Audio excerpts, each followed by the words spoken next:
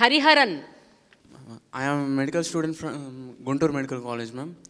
How the government, if comes into power again, will be preparing medical students in the advanced medical education for future healthcare delivery, particularly in the remote areas, ma'am.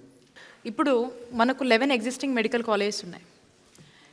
And ముఖ్యమంత్రి గారు ప్రతి parliament పరిధిలో కూడా ఒక medical college తీసుకురావాలనే ఒక గొప్ప ఉద్దేశంతో ఈ రాష్ట్రంలో 17 గవర్నమెంట్ మెడికల్ కాలేజ్ తీసుకొచ్చేటువంటి ఒక యజ్ఞానికి పూనుకున్నారు. అండ్ దీంట్లో భాగంగా మనం చూసినట్టయితే 5 కొత్త మెడికల్ కాలేజ్ ఆల్రెడీ మనం తీసుకొచ్చి వాటిని ప్రారంభించుకోవడం కూడా జరిగింది.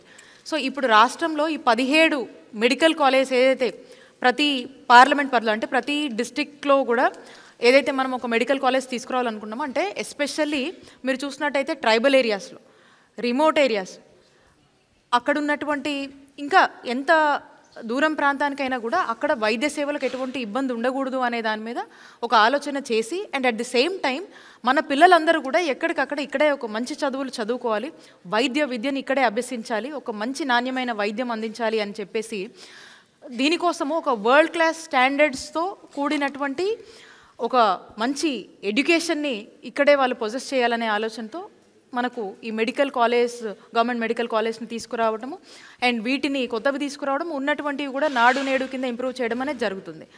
అండ్ వీటిలో ఒక అడ్వాన్స్డ్ వరల్డ్ క్లాస్ ఫెసిలిటీస్తో ఇవి నిర్మించడమే కాకుండా వాటి ఎడ్యుకేషన్ కూడా ఆ విధంగానే ఉండేటట్టు ఆర్టిఫిషియల్ ఇంటెలిజెన్స్తో కూడుకున్నటువంటి విద్యను ఇక్కడ వచ్చే చదువుకునేటువంటి విద్యార్థులు అభ్యసించాలనే ఒక ఉద్దేశంతో మనము అడుగులు ముందుకు వేస్తూ ఉన్నాం.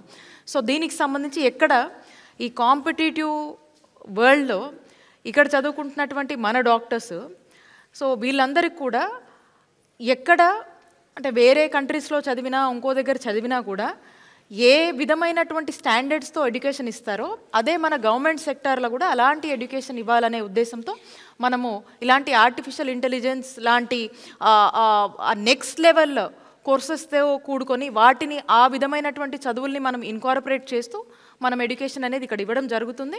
And at the same time వీళ్ళందరూ కూడా మళ్ళీ ఇక్కడనే ఆపర్చునిటీస్ వచ్చేటట్టు ఇక్కడ ఉన్నటువంటి పీపుల్కి సర్వ్ చేసేటువంటి ఒక గొప్ప అదృష్టాన్ని అండ్ అంతే అలాంటి స్టాండర్డ్స్తో కూడినటువంటి విద్యను మనం అందిస్తూ ఉన్నాము.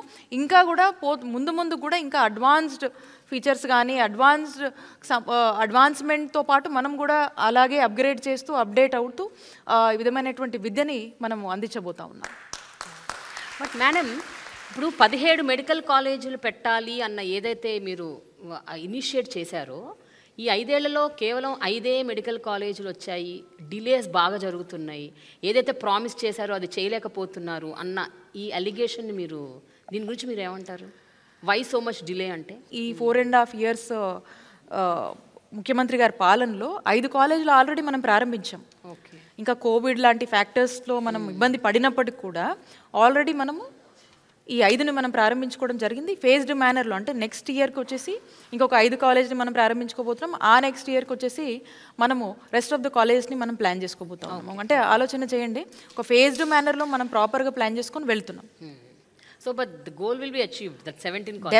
Definitely. We have already achieved 5 government medical colleges and we are yet to achieve and we are in process.